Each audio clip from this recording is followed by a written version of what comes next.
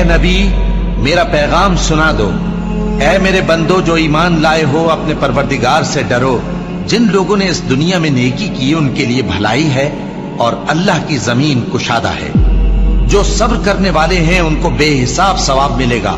کہہ دو کہ مجھ سے ارشاد ہوا ہے کہ اللہ کی عبادت کو خالص کر کے اس کی بندگی کرو، اور یہ بھی ارشاد ہوا ہے کہ سب سے پہلے میں فرما بردار بن جاؤں۔ کہہ دو کہ اگر میں اپنے پروردگار کا حکم نہ مانوں تو مجھے بڑے دن کے عذاب سے ڈر لگتا ہے۔ کہہ دو کہ میں اپنے دین کو شرک سے خالص کر کے اللہ ہی کی عبادت کرتا ہوں، اب تم اس کے سوا جس کی چاہو پرستش کرو۔ کہہ دو کہ نقصان اٹھانے والے تو وہی لوگ ہیں جنہوں نے قیامت کے دن اپنے آپ کو اور اپنے گھر والوں کو نقصان میں ڈالا۔ دیکھو یہی سراسر نقصان ہے، ان کے اوپر آگ کے سائبان ہوں گے اور نیچے اسی کے فرش ہوں گے۔ یہ وہ عذاب ہے جس سے اللہ اپنے بندوں کو ڈراتا ہے کہ اے میرے بندو مجھی سے ڈرتے رہو۔